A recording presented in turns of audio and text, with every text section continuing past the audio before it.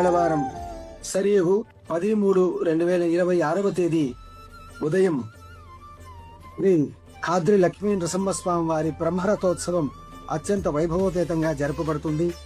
ఈ యొక్క రథోత్సవానికి ఉదయం 8:25 నుండి 8:45 లోపల శుభ మేష లగ్నమునందు ముహూర్త నిర్ణయం జరిగింది. ఈ యొక్క ముహూర్తంలోనే స్వామివారి యొక్క రథ చలనం ఉంటుంది.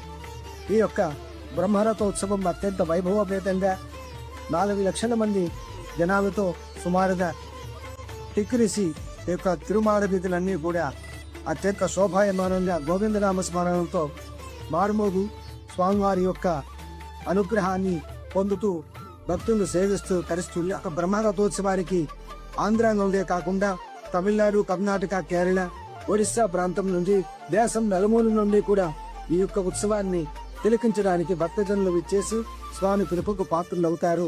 బ్రహ్మరథోత్సవం అత్యంత వైభవోపేతమైనటువంటి రథోత్సవం. దేశంలోనే అతిపెద్ద 3వ రథంగా చెక్కబడుతున్న ఈ యొక్క రథంలో స్వామివారు 6 చక్ర ప్రమాణాలతో ఉన్నత ప్రమాణాలతో నిర్మితమై ఉండి ఈ యొక్క రథంలో శ్రీ స్వామివారు విహరిస్తూ భక్తులను అనుగ్రహిస్తారు. రథస్థం కేశవం కృత్వా పునర్జన్మ నవిద్యతే.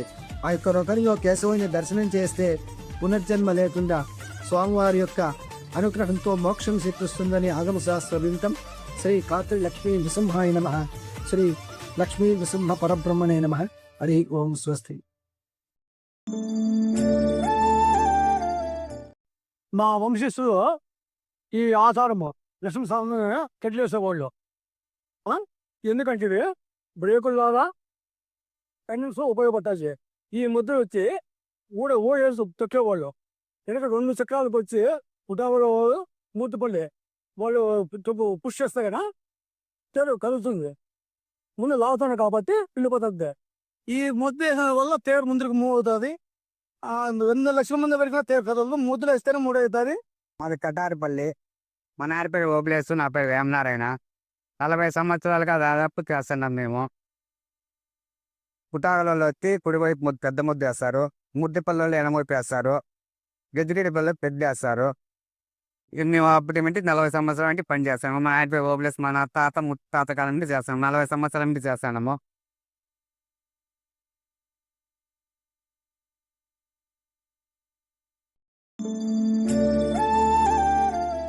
Thank you.